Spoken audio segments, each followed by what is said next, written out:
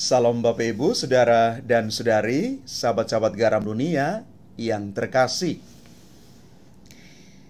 Di dalam bacaan Injil Matius bab 18 ayat 21 sampai dengan 35 hari ini, Petrus datang kepada Yesus dan dia berkata, "Tuhan, sampai berapa kalikah aku harus mengampuni saudaraku jika ia berbuat dosa terhadap aku? Sampai 7 kalikah?" Yesus berkata kepada Petrus, "Bukan sampai 7 kali, melainkan sampai 70 kali 7 kali. Bapak, Ibu, Saudara dan Saudari yang terkasih,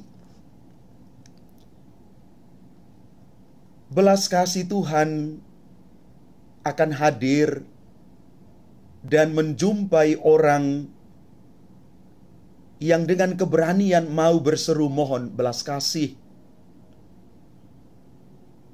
Belas kasih dari Tuhan yang mampu menyelamatkan dia.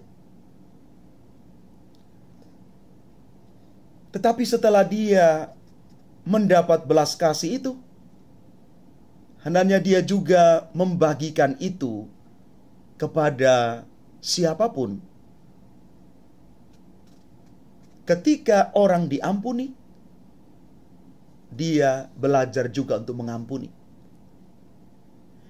Ketika dia dipulihkan, dia belajar untuk memulihkan. Dan ketika dia dibebaskan dari dosa, dia juga harus belajar sampai ke titik itu,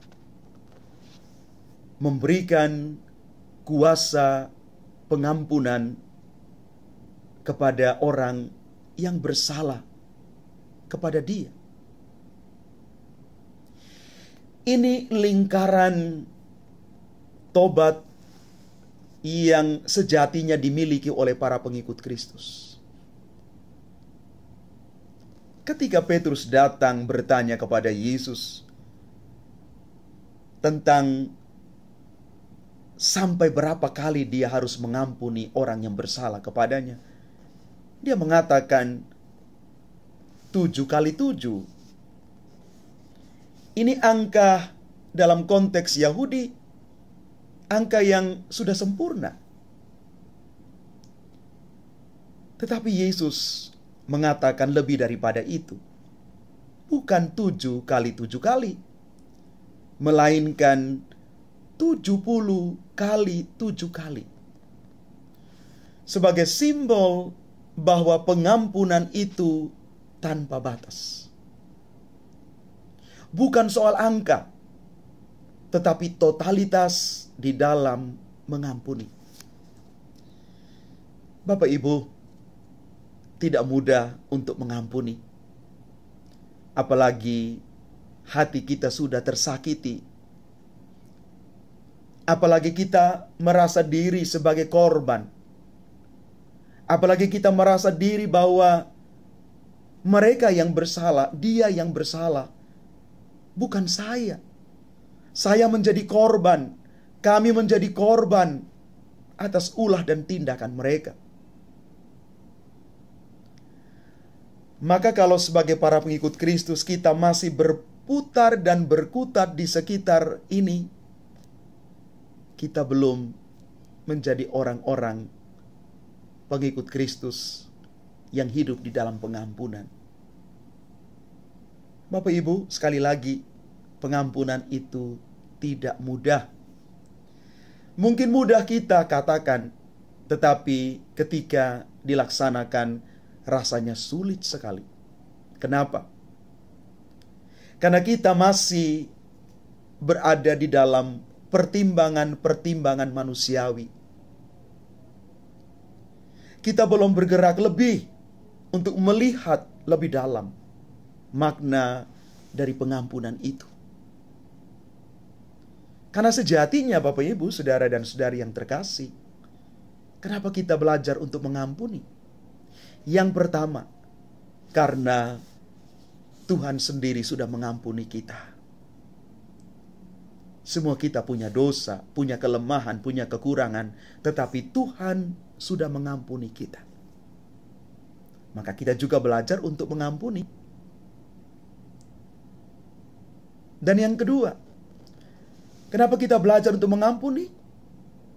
Supaya kita lepas bebas. Supaya kita menjadi orang-orang merdeka. Supaya kita sembuh. Karena banyak orang hidup di dalam kepahitan. Banyak orang hidup di dalam kemarahan, kebencian, yang membuat luka itu sangat dalam. Luka yang tidak kelihatan, tetapi luka itu tetap di bawah. Bahkan ada orang yang membawa sampai hari ini. Bapak Ibu,